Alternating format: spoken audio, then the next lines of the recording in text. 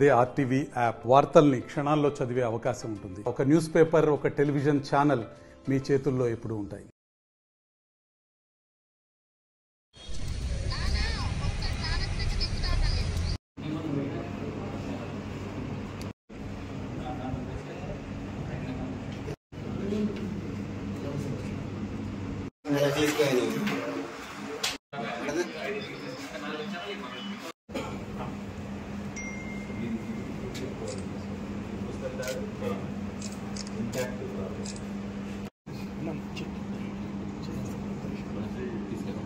Sir sir sir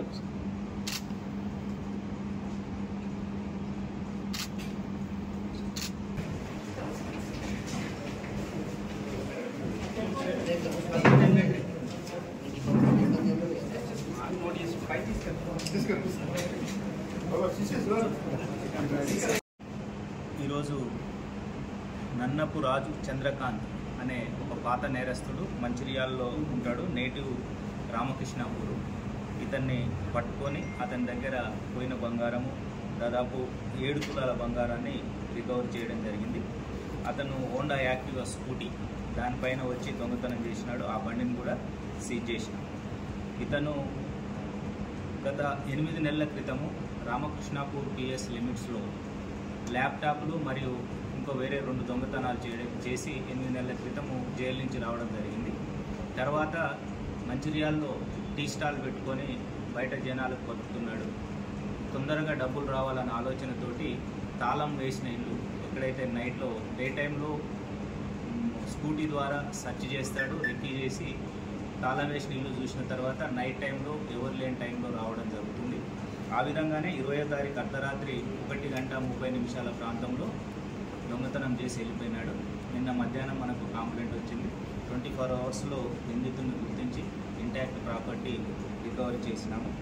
ఈ కేసుని ఛేదించడంలో ఈ టీమ్స్కు నాయకత్వం వహించిన ACP Mancherial Prakash, CI Mancherial rural Ashok, SI Naspur Jitender and CCS inspector Kamalakar, CCS SI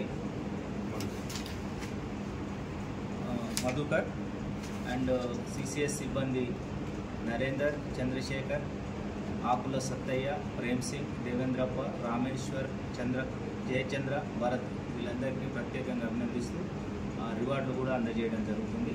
ముఖ్యంగా ఎండాకాలం కాబట్టి ప్రజలకు విజ్ఞప్తి, వాళ్ళ యొక్క పెళ్ళిళ్ళు ఇతరత్ర బయటికి విహారయాత్రకు వెళ్ళేటప్పుడు ఇంట్లో విలువైన వస్తువులు లేకుండా బ్యాంక్ లాకర్లలో కానీ లేకపోతే ఇతర వాళ్ళ బంధువులకు జాగ్రత్తగా పెట్టుకోవాలని కోరుతున్నాము.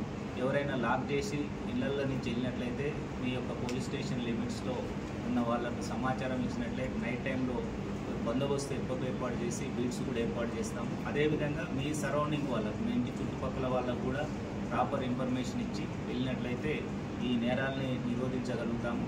ఇంకా ప్రజలకు విజ్ఞప్తి, ఈ కేసులో ముఖ్యంగా ఎవిడెన్స్ దొరికింది కంప్లీట్ సీసీ కెమెరాస్ ద్వారా, కమ్యూనిటీ సీసీ కెమెరాస్ ద్వారా.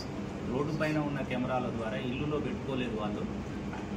ఆ ఒక్క క్లూస్ తోటి మనము 24 గంటల్లో డిటెక్ట్ చేసి ఇంటాక్ట్ ప్రాపర్టీ పట్టుకోవడం జరిగింది.